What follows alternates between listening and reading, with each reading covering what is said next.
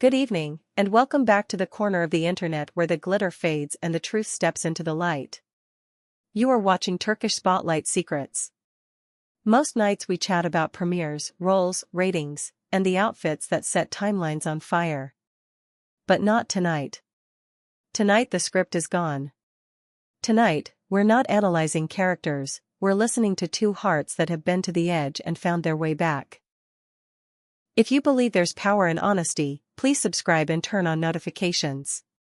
And if you want to help us hold space for stories that require time, care, and sensitivity, tap the Join Cattle button. Your membership lets us treat moments like this with the dignity they deserve. The entertainment world went silent yesterday. We're used to seeing Yağmur Yüksel in full composure, poised again, and endlessly in control. But that mask broke in a single breath. While addressing the public about the health of Barış Baktaş, Yağmur tried to keep it brief, just a small update, nothing more. Instead, it became one of the most vulnerable moments the industry has seen in years. She stopped performing and stood there simply as a woman who has stared into the abyss and felt it stare back. Tonight, we'll retrace that shattering instant, uncover the hidden fight Barış waged out of sight, and understand why the tears we witnessed are louder than all the gossip combined. Picture the scene to grasp its weight. Yağmur stepped in front of the microphones without her usual purposeful stride. There was a softness in her movements, a tremor in the air around her. The first warning sign was her eyes. Swollen and glassy, betraying sleepless nights and the kind of crying that leaves you hollow.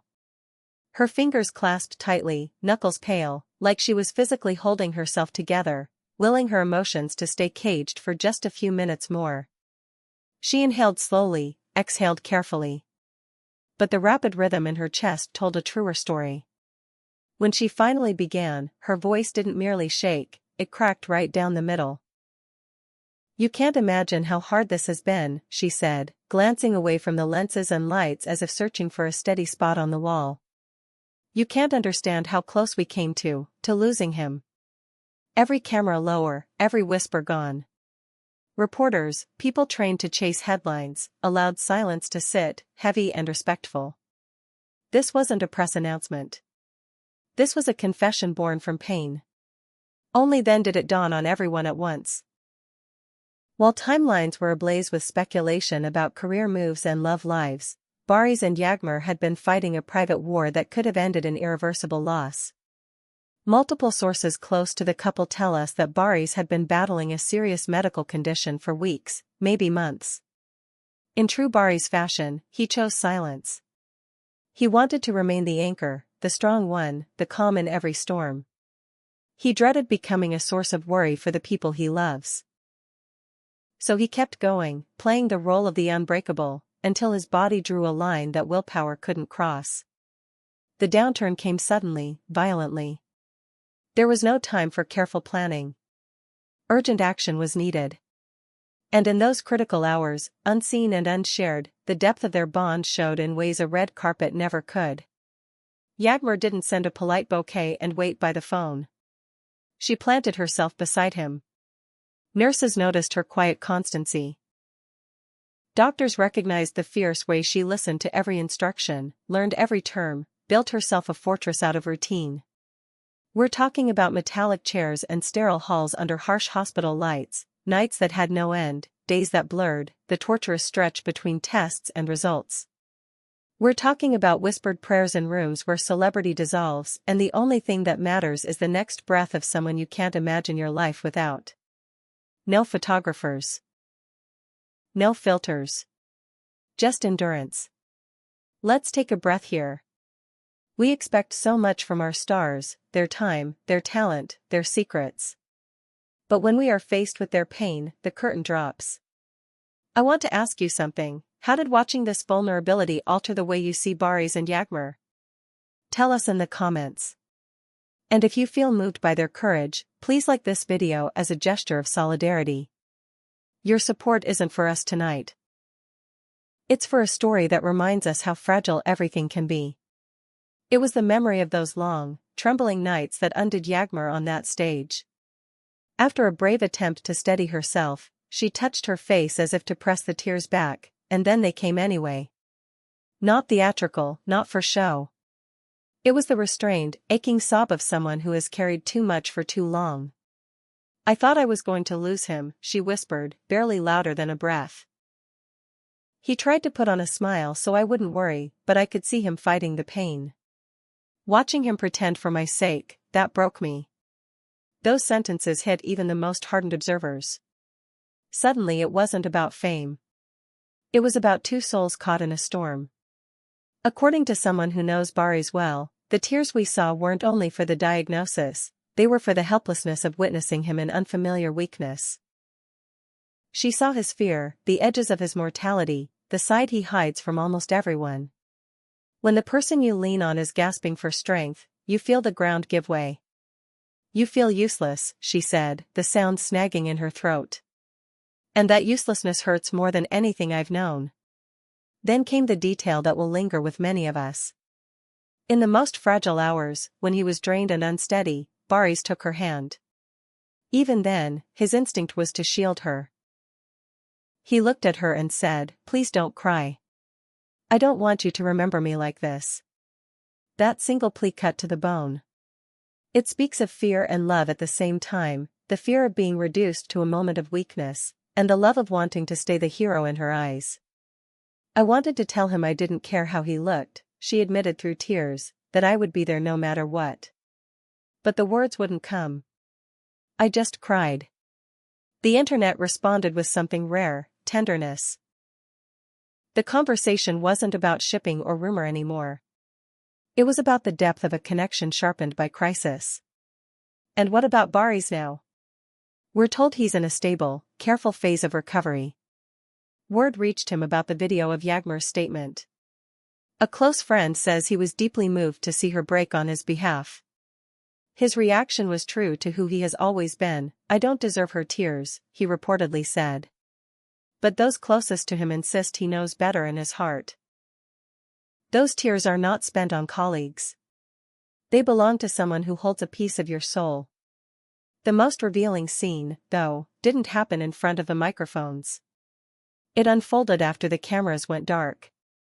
We will remember the image of Yağmur crying in public, but what followed carries even more weight. When the official remarks ended, she stepped into a quiet room off the corridor. There, with the door closed, the dam fully broke. Witnesses say she sank into a chair and covered her face, the sound of her breathing uneven at first and then ragged, like she was finally allowing months of restraint to melt away. She wasn't crying for the audience anymore. She was letting out what she had carried alone in those twilight hours. The fear that sat by her bed at night. The dread of opening her eyes each morning not knowing whether the day would be better or worse. A person very close to her, who stood in that room, says she repeated one phrase again and again as if trying to free herself from a loop of dread. "I thought he wouldn't make it. I thought I was going to lose him." Those words tell us everything about the depth of her involvement. While the world saw her smiling at events and posting about projects, she was living a double life, public calm, private crisis. She was watching the person who anchors her world struggle to stay upright, and she couldn't fix it. The memory that haunted her most was his forced smile, the one he wore to protect her feelings when he barely had the energy to breathe. She didn't want to talk about the future yesterday. No big announcements. No projects. No labels. But she left us with one final line that rang louder than any official statement: "He's here. He's getting better." For me, that's everything. And that's the truth of it. This isn't really a story about fame.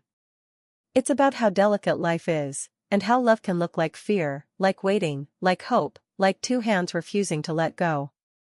We send all our strength to Barış for his healing, and our profound respect to Yağmur for stepping into the light with her pain so the rest of us could understand what they've been through. This has been a difficult, necessary episode of Turkish Spotlight Secrets. We'll continue to follow Barış's recovery closely and tell you what we can, when we can, with care. If this touched you, share it with someone who needs a reminder that love is strongest in the dark. Subscribe to stay with us through the highs and the lows. And if you want to support this community as we navigate stories that matter, consider becoming a member. Until we meet again, hold your loved ones close and appreciate every ordinary day you get together. Before we end, there's something else worth saying. What we witnessed from Yağmur was not weakness, it was courage in its purest form. She has often been celebrated for elegance, ambition, and restraint. Yesterday, she showed us resilience, the kind that walks past paparazzi with red eyes and still chooses to speak honestly, the kind that sits alone in a hospital corridor and Googles medical terms until the words stop spinning. The kind that gently argues with doctors not out of doubt but out of desperate love. People talk about chemistry on screen, this is chemistry made of endurance and 1,000 quiet decisions. For those asking what happens next, recovery is a road, not a doorway. The people who care for Barış have set up a routine built around rest and controlled steps forward. He is listening, even when his instinct is to push. Those close to him say he is humbled by the outpouring of love. As for Yağmur, she's taking it one day at a time, choosing presence over perfection. You might see fewer posts, fewer appearances for a while, and that's okay. Healing doesn't need an audience. It needs time, patience, and a hand to hold. There's a lesson here for all of us who watch from the outside. It's easy to assume that fame is armor. But fame is translucent, you can see fear through it. What holds people together isn't applause or headlines, it's whispered reassurances at 3 a.m. A cup of tea cooling on a windowsill, the soft promise that no matter what tomorrow brings, you won't face it alone. That's what we saw from Yağmur and Barış, and that's why the world fell quiet. If you were moved tonight, drop a message of support in the comments for them. Keep it kind. Keep it human. Sometimes the smallest words help someone through the longest night. We'll be here, watching carefully, speaking gently, and telling the truth when it matters. Thank you for trusting us with your time. This is Turkish Spotlight Secrets. Good night, and be well.